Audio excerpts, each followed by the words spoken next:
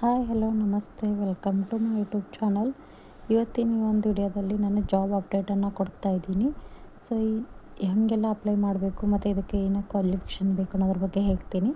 ಅದಕ್ಕಿಂತ ಮುಂಚೆ ಯಾರೆಲ್ಲ ನನ್ನ ಯೂಟ್ಯೂಬ್ ಚಾನಲನ್ನು ನೋಡ್ತಾ ಇದ್ದೀರಿ ದಯವಿಟ್ಟು ಲೈಕು ಶೇರ್ ಮತ್ತು ಸಬ್ಸ್ಕ್ರೈಬ್ ಮಾಡಿ.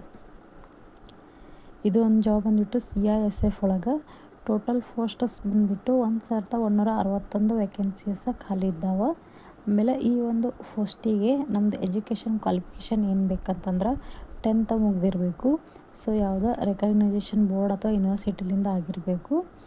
ಆಮೇಲೆ ಇದಕ್ಕೆ ನಾವು ಯಾವ ರೀತಿಯಾಗಿ ಫೀಸ್ ಇದೆ ಅಂದ್ರೆ ಜನರಲ್ಲು OBC ಮತ್ತು EWS ಕ್ಯಾಂಡಿಡೇಟ್ಸ್ಗೆ 100 ರೂಪೀಸ್ ಇದೆ. SC ST ex service men female ಕ್ಯಾಂಡಿಡೇಟ್ಸ್ಗೆ ಯಾವುದೇ ರೀತಿಯಾದಂಥ ಅಪ್ಲಿಕೇಶನ್ ಫೀಸ್ ಇರೋದಿಲ್ಲ.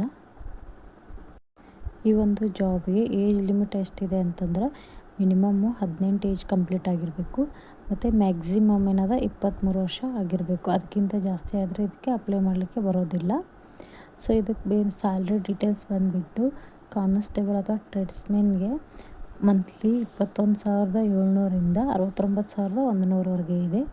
ಆಮೇಲೆ ಇದಕ್ಕೆ ಏನೇನೆಲ್ಲ ಡಾಕ್ಯುಮೆಂಟ್ಸ್ ಬೇಕಂತಂದ್ರೆ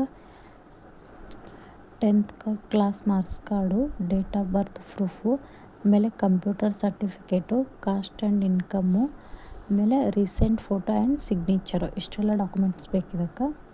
ಆಮೇಲೆ ಇವಾಗ ಸೆಲೆಕ್ಷನ್ ಪ್ರೊಸೆಸ್ ಯಾವ ರೀತಿಯಾಗಿರುತ್ತಂದ್ರೆ ಫಸ್ಟಿಗೆ ಫಿಸಿಕಲ್ ಎಫಿಷಿಯನ್ಸಿ ಟೆಸ್ಟ್ ಇರುತ್ತೆ, ಆಮೇಲೆ ಫಿಸಿಕಲಿ ಸ್ಟ್ಯಾಂಡರ್ಡ್ ಟೆಸ್ಟ್ ಇರುತ್ತೆ, ಆಮೇಲೆ ಡಾಕ್ಯುಮೆಂಟ್ ವೆರಿಫಿಕೇಷನು, ಅದಾದಮೇಲೆ ಟ್ರೇಡ್ ಟೆಸ್ಟು, ಆಮೇಲೆ ರಿಟರ್ನ್ ಎಕ್ಸಾಮ, ಆಮೇಲೆ ಮೆಡಿಕಲ್ ಎಕ್ಸಾಮ. ಈ ಒಂದು ಜಾಬ್ಗೆ ಅಪ್ಲೈ ಮಾಡಲಿಕ್ಕೆ ಇರುವಂಥ ಲಾಸ್ಟ್ ಡೇಟ್ ಅಂತಂದರೆ 3rd ಏಪ್ರಿಲ್ವರೆಗೂ ಲಾಸ್ಟ್ ಡೇಟ್ ಇದೆ. ಈ ಒಂದು ಜಾಬ್ದ ಲಿಂಕನ್ನು ನಾನು ಕೆಳಗೆ ಡಿಸ್ಕ್ರಿಪ್ಷನ್ ಬಾಕ್ಸ್ ಒಳಗೆ ಹಾಕಿರ್ತೀನಿ. ಮತ್ತು ಅದು ಲಿಂಕ್ ಅಂದ್ರೆ CISF.government.in ಒಳಗೆ ಇದೆ.